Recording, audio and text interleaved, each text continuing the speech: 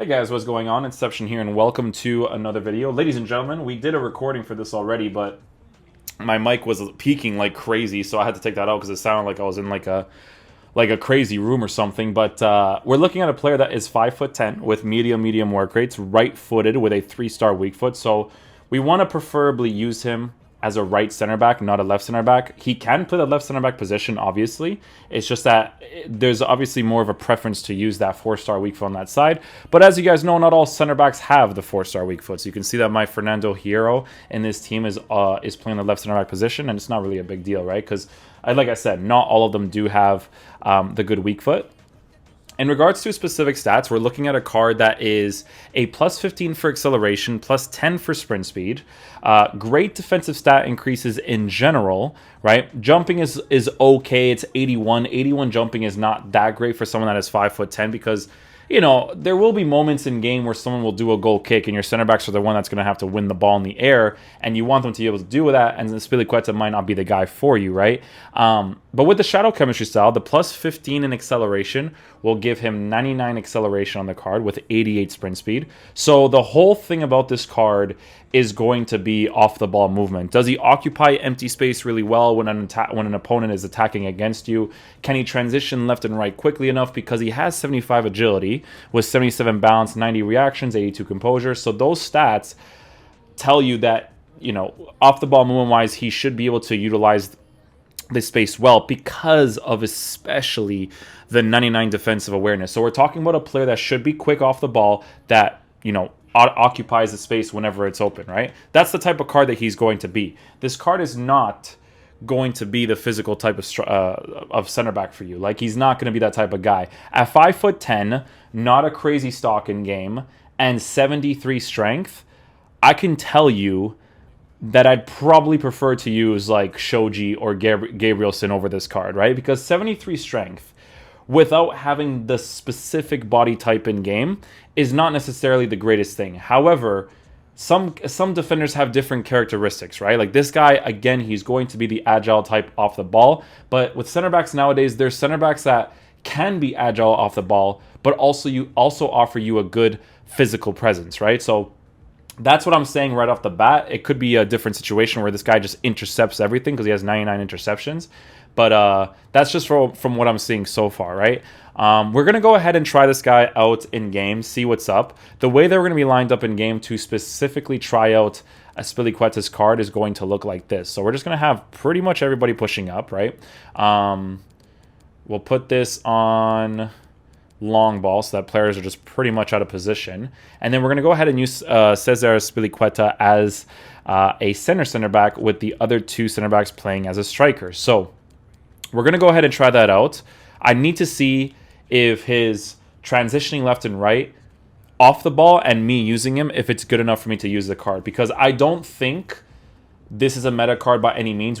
This one is going to be a review where we are going to compare center backs in general, because there's obviously sentimental value with a card like this where it's like Spanish or Chelsea, or you just want to collect Premier League cards. It's like a really big thing, obviously. But generally speaking, meta-wise, doesn't have the stock or the body type, and also doesn't have the strength. So we're going to go ahead and try that out in game, see what's up. Hopefully he's not bad.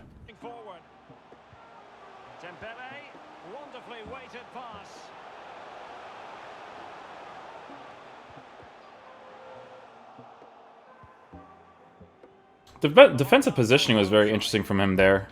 The way that he utilizes the empty space. He's going to be the type of center back for sure that when he sees empty space when a player is not in that position, he's going to go ahead and occupy that position really quickly, you know? Let's see what his on-the-ball dribble is like.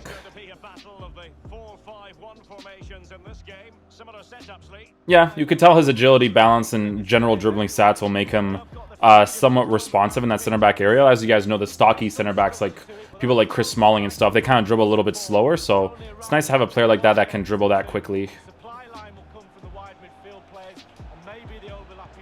Nice little goal right there with Pele.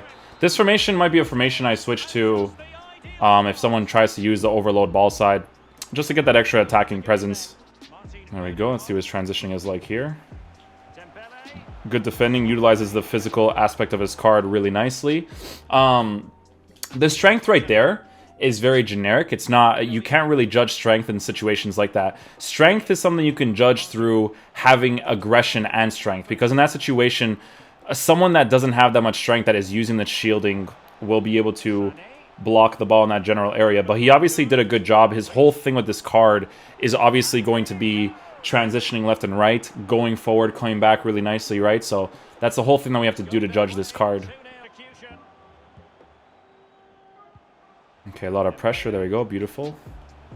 Good little transition right there again with him. That's the thing you're going to notice the most, right? And he did do a possession-based tackle, so it wasn't one of those tackles like the possession-based tackles is the ones that you use the inside of your foot for, and that's just obviously the most ideal situation. Let's go ahead and do that. Switch off him, see what his marking is like here. Okay, so he went to the near post in that situation. Can't fully blame him there because the switch from me using him and then switching off of him, it's a little bit late right there, but it is still very odd that he keeps going to the right side in that situation. After I switched off him, he should definitely have transitioned into the middle. But, again, you could definitely tell that when you're using him, the movement on the ball and off the ball with him, like just moving with the player in general, it doesn't feel like stockish. Like, it doesn't feel like Cher or like Chris Smalling or anything like that, right? Perfect situation. See what his off the ball movement is here without me using him. Yeah, he blocks the center back area really well. Like, cause he has to understand the run that's coming in, and he has to understand how he should be blocking his general area. He did okay over there, without me ever using him. There we go, off the ball movement again. Let's see what it's like. Stays in that center back position really well. Nothing too crazy here. Starts blocking that other guy. Starts transitioning into the middle. So he does the marking situation, right? He definitely does the marking situation. If someone's making a run, he's going to go occupy that space. In those situations, generally speaking, you would have to switch yourself. You would have to switch yourself to defend those situations better. Good possession-based tackle there with him, obviously. A very, very good position. A good defensive play with him there.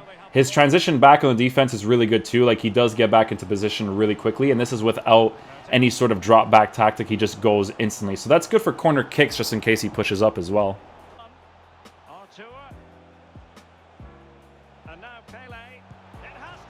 Leroy Sané. You see the aggressive pushes that the players do. It's actually going to be really nice if I switch this formation.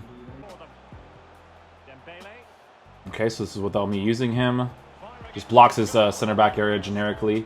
So that's good. I wanted to judge what his off the ball movement is like. It's very generic. It's not anything special. I'm telling you guys, if you guys ever use people like Team of the Year Van Dijk or something like that, it's very noticeable with those types of things. Again, we're gonna judge it one more time here without me using him. Stays in his position really well. Sees the empty space kind of late in that situation. I don't expect him to push that position anyways, because gaming purposes wise, right? If the right center back position or the right back position is open, he'll utilize the empty space quickly, but just not like super fast. Like, I don't expect him to from like generic stats. Ball roll touch. Oh my god. I did the ball roll touch and his player saved him by falling off of his goalkeeper. That was good. Let's see what his passing is like from long distance under certain angles like this one. Okay, so back to the goalkeeper, pretty generic. That angle going forward, pretty good to be honest. Those angles specifically is like when you're really under pressure, so you need to make a certain angled pass. Like if you're facing this way and you want to be able to do that, you should be able to do that, right? So because he has the passing stats, he'll be able to make those specific passes. Or even stuff like that, right? Where you're starting to play off from the center back to go into your midfield position. Alright, we're going to go ahead and switch to him here. Nice little slide tackle. Doesn't get the ball there, but those are really random, to be fair.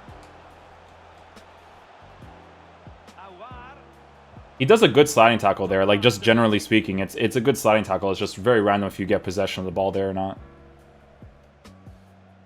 It's a good like mechanic thing to utilize. Like, you know, when you do the slide tackle and then you keep spamming it so that your player gets up quicker. It's a good mechanic to use with players like him, or it's a good mechanic to use with any of the defenders really. But because of him specifically, he's just a faster type of center back that he's just going to utilize. He's going to utilize the mechanic more, right?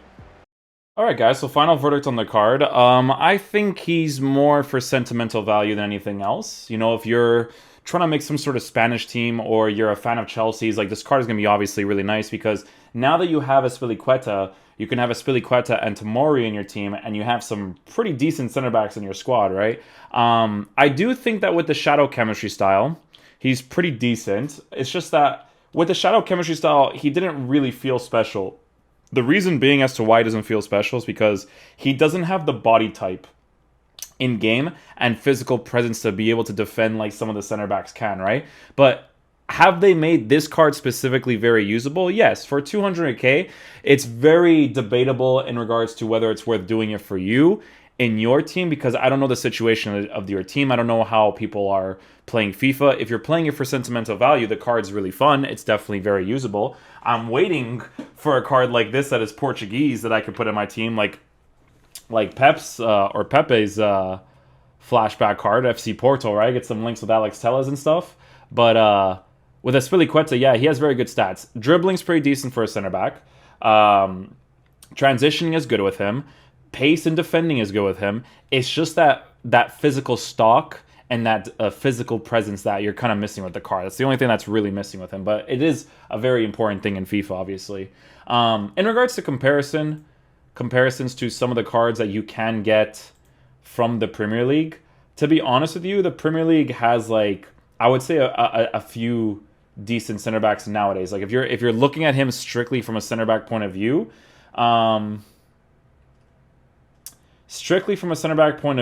in regards to pricing at 200k and not taking SBCs into consideration, all of these are SBCs. That's an SBC Foyth card. Nathan Ake, I think, is the only one that you can truly buy that is a decent card. Ake was a pretty sick card to use as a rare gold card, so I'm pretty sure that winter upgrade card would be pretty nice to use as well. Usable. Like nowadays there's a lot of meta, but definitely makes it usable. To be honest with you guys, there's not a really crazy amount of Premier League center backs that aren't SBCs. So for a current SBC that costs 200k, and for SBCs that don't have too many good players, yeah, 200k is actually not bad for his price, taken into consideration.